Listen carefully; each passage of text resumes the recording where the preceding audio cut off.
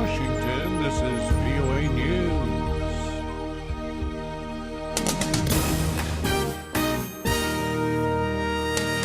The United States preparing to deliver aid to beleaguered minorities in Iraq. Hamas threatening to restart fighting with Israel. I'm Ray Kouguell reporting from Washington. A Pentagon official says the United States will begin an effort to airdrop emergency food, water, and other essential supplies to Iraqi Christians facing death at the hands of Islamic extremists in northern Iraq. The official says airstrikes remain an option. Thousands of Christians are fleeing after Islamic militants seized the minority religious group's biggest town in Iraq. Yeranian reports.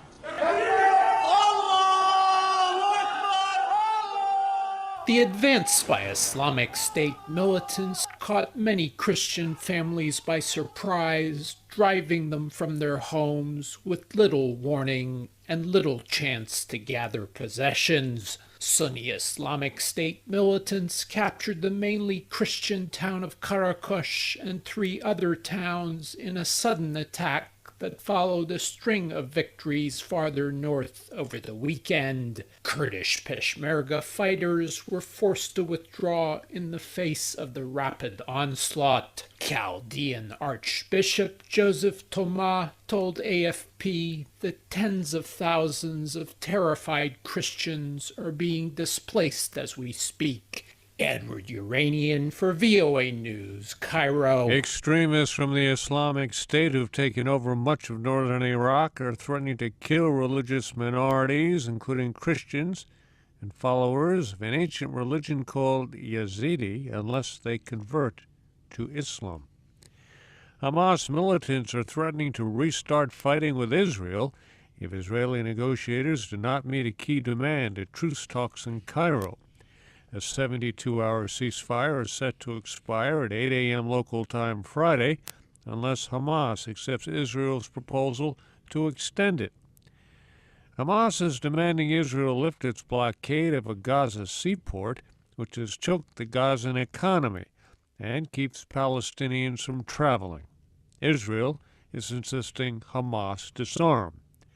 A month of Israeli airstrikes in response to Hamas rocket attacks killed almost 1,900 Palestinians, mostly civilians.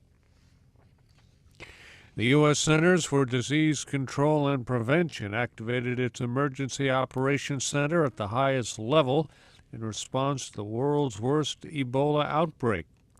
CDC Chief Dr. Thomas Frieden told a congressional hearing on Ebola Thursday that the centers will soon have 50 disease experts in West Africa at the center of the crisis. Dr. Frieden said he is confident no major outbreak in the U.S. will happen.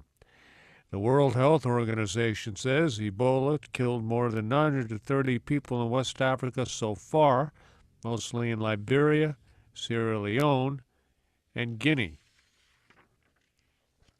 U.S. Secretary of State John Kerry is in Afghanistan on an unannounced visit to meet with presidential candidates who are locked in a hard-fought dispute over election results. Secretary Kerry is expected to press for a resolution between former Finance Minister Ashraf Ghani and challenger Abdullah Abdullah, who disagree about the results of a runoff vote that placed Ghani as the front-runner. NATO Secretary General Anders Fogh Rasmussen is calling on Russia to step back from the brink of war in Ukraine by withdrawing thousands of combat troops massed on its border.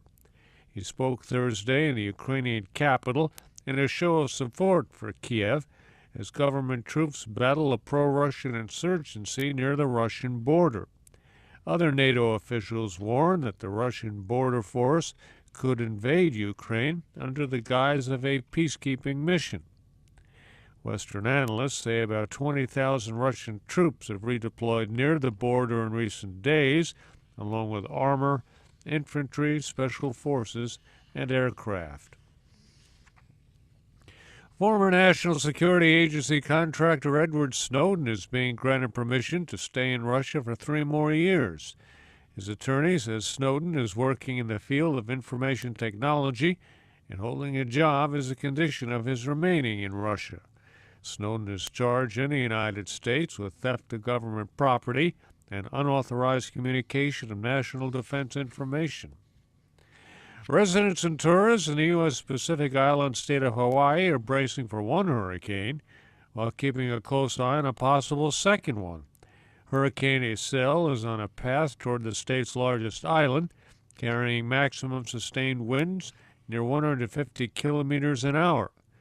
Forecasters issued a hurricane warning for part of the state and expect Isel to produce heavy rains, life-threatening storm surges, and flash floods. The Hawaiian governor has declared a state of emergency. I'm Ray Kouguell in Washington. That's the latest world news from VOA.